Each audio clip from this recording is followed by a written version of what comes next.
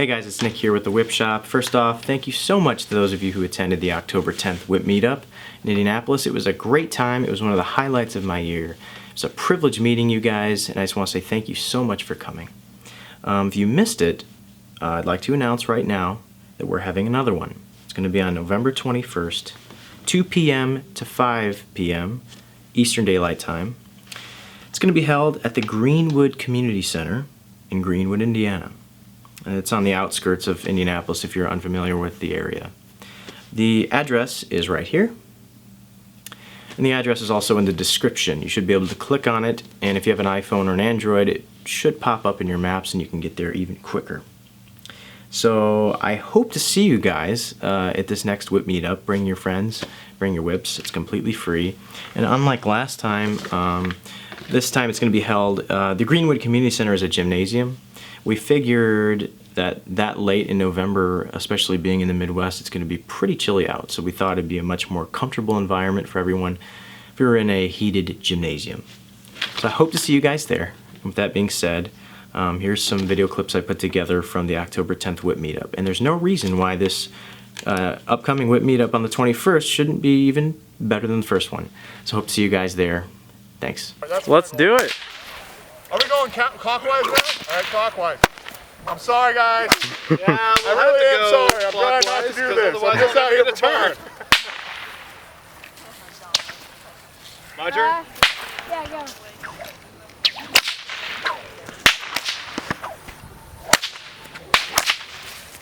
Cool. Woo! Did that just happen? I'm sorry.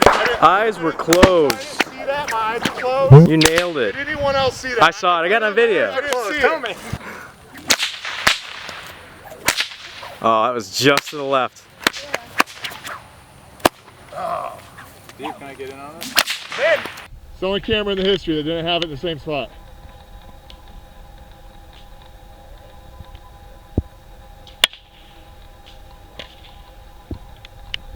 Get closer, Cinnamon. It's too handy. I didn't get it. All right, Leo's gonna do some. Start us off with the Queensland crossover, Leo. Let's see it. Woo! I'll just back out.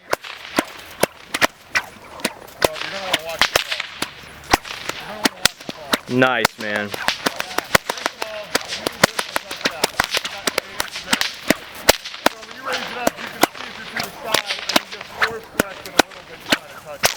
Nice. Is this Singleton special in there? Yep. Nice. That was great, man. How long did it take you to learn that? Yeah. I've been doing it for 7 years. Awesome, man. Keep it up. These are a bit too long for me.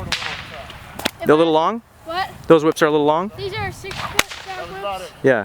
But since I'm only 5 foot tall, 5 feet down. Nice. Got some mad skill, bro. Keep it up.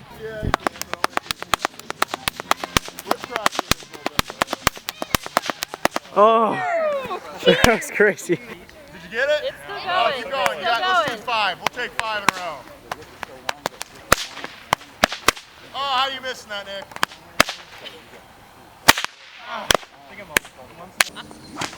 And whenever you're ready. Wait, you need to scream first try. First try. Here we go.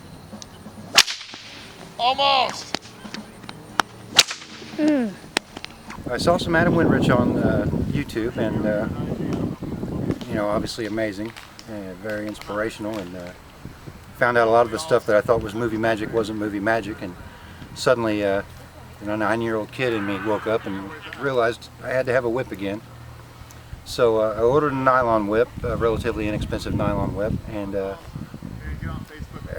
it took so long to get the whip that I just in desperation tore a belt apart, took the leather liner off of a belt and sliced it into 4 strands and tried to figure out the basic 4-strand braiding pattern, and as soon as I laid that on the ground and rolled it, really, I knew that it no longer to me was about getting a whip and having a whip and cracking a whip, but I knew I could make a whip if I tried, you know. So then it was just reading and studying and everything, anything I could get my hands on that would help me to get better at it. And you know, I knew absolutely nothing about making whips, and I still have some of the early whips that I made out of vinyl, and they're good to look at and see how far I've come. But I know I've got much farther to go as a whip maker. But I would have to give credit to Indiana Jones, which was my original real exposure to any kind of whip at all. But then, you know, that passion got put on a back burner, and I got a job and lived a life, and then Adam Winrich really brought it right back up into the forefront for me as far as everything else I got going on in life is just second fiddle now to this, and whip making is just completely taken over. And I just have to say that, yeah, Indiana Jones and Adam Winrich pretty much to answer that question shortly. I made a few out of nylon, but never really had the knack for it. Nylon to me, you know, and everybody's different, but to me nylon seemed to be a very unforgiving. If the pull wasn't perfect, it was too stiff or too limber. I could never find this happy medium of a good fluid flowing whip out of nylon. And I made probably 4 or 5 nylon whips, but nothing to me compared to leather. As soon as I got my hands on some leather and tried that, that's the only way to go. And obviously, once you get into leather, you realize very quickly that kangaroo is the best material for that, because with cowhide you're constantly breaking and then undoing and inserting a strand and breaking over it and bringing it out.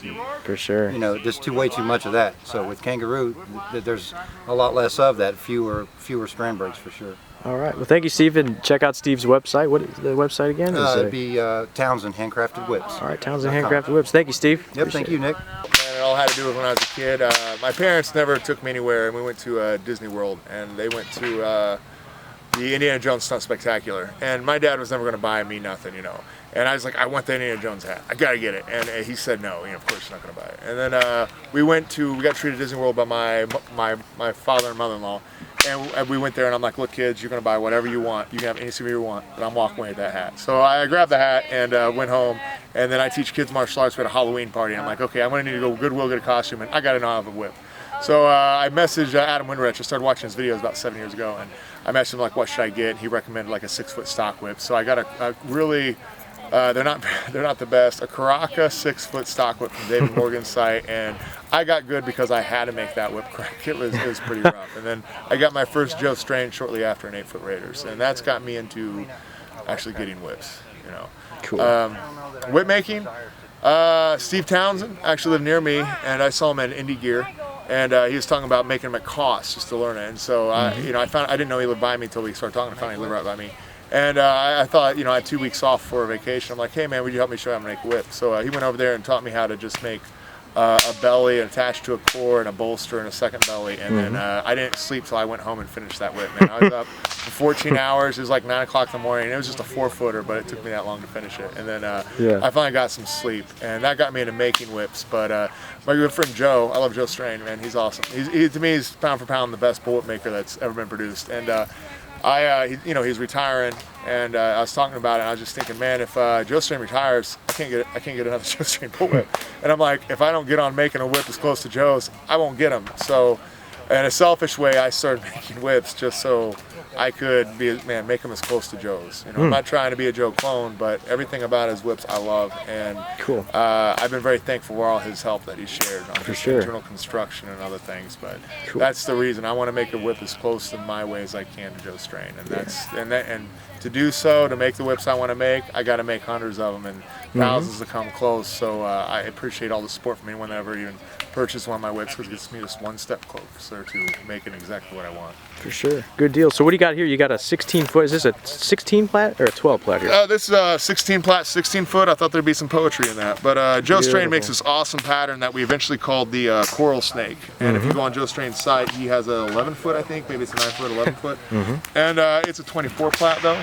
And I had to make me a 6-foot. The moment I saw it, I'm like, you got to make me a 6-foot bull. And so I kind of made I was going to make a 16-footer just because I wanted to, because I just hadn't yet. You know, I made some 14s and 12s. So I just thought, man, I'm going to give a tribute to Joe and make the handle like he made my handle. And, you know, it's kind of his homage to Joe Strain whip, really. But it rolls out decent enough. It's my first 16-foot. And it seems like everybody had fun with it today, man. Oh, I enjoyed it. You bet. Very nice. That little kid Leo, he was awesome. Yeah, for sure.